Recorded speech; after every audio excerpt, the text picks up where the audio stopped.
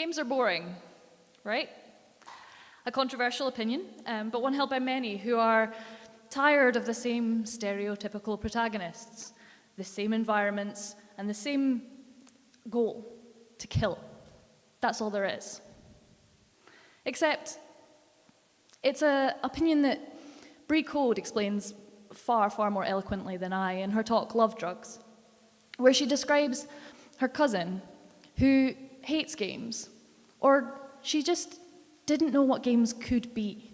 And that is what she finds for most people that find games boring. But games are exciting. The landscape of games are completely changing. Indie development has opened up a broad new range of games that are completely changing the way we describe the medium. And engines are making it far easier and more accessible for games. This is No Man's Sky. We've already talked about this, so this is fine.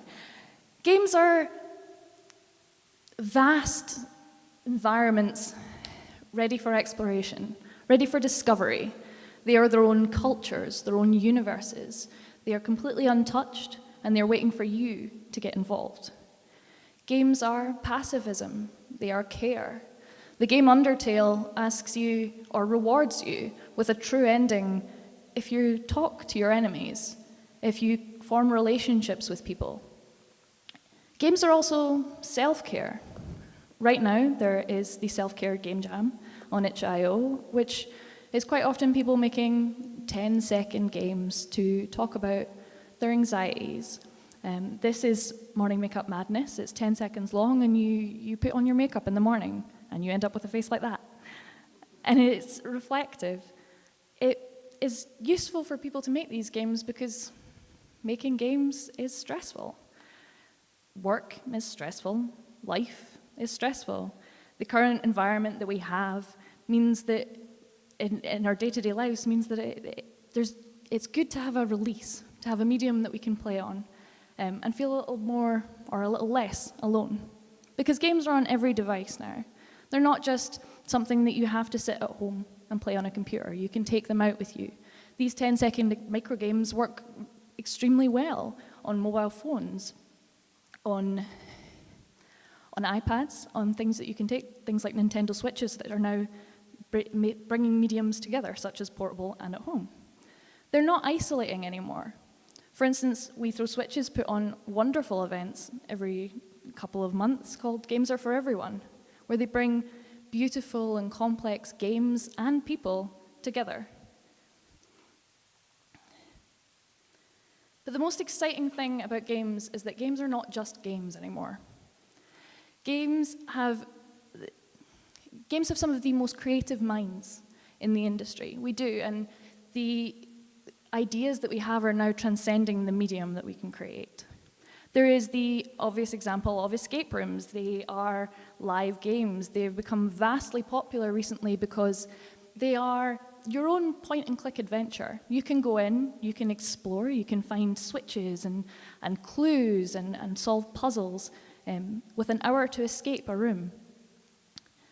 There are more literal senses, games being brought into live spaces. Mona Bosdog created a version of Dear Esther, but it was on an island. It was performed live, much like you'll see tomorrow night, which was fascinating in bringing a video game into a live space, into something that you could exist in, that would be real.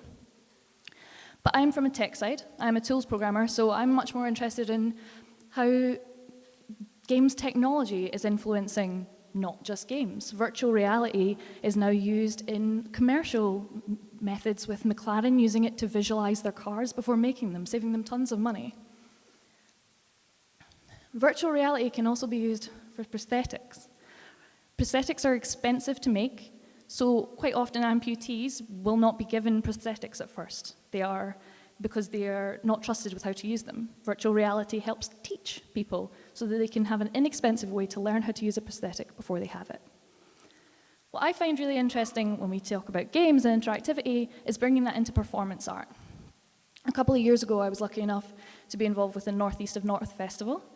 We put on a show called Forever Falling Nowhere, where we were doing interactive and real-time projection mapping onto people. I also created a small Kinect-based game of sorts, or interactive piece, based on the idea of kaleidoscopes, where you could interact and move the kaleidoscope, you could be in the picture, you could see yourself. And it was really one of the most rewarding things I've done as a developer.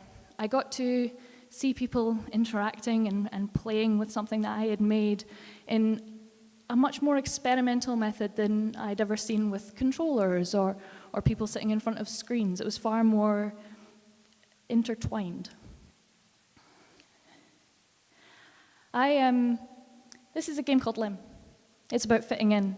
And I originally didn't want to make games. I wanted to work in musical theatre. I wanted to be a performer. And people often laugh when I tell them that. When I decided I wanted to make games instead, they're like, musical theatre, that's quite a leap. And yes, in ways, it is a vastly different skill set, but I truly believe that they're not so far apart. Performance art and games can learn a lot from each other. Interactivity, such as Sleep No More performances, are extremely powerful, and games can learn from performance and how to get people engaged and really involved. And really, when we combine performance art and games, who knows where we can end up. Thank you.